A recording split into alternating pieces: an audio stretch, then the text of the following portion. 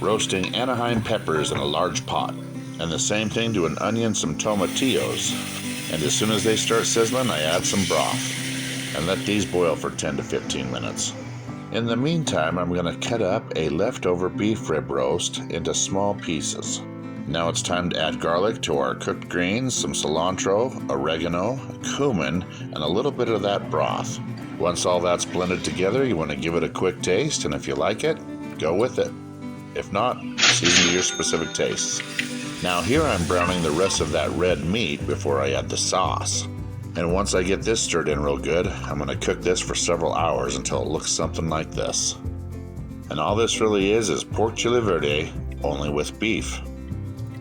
And it's so good, you can even add the ribs.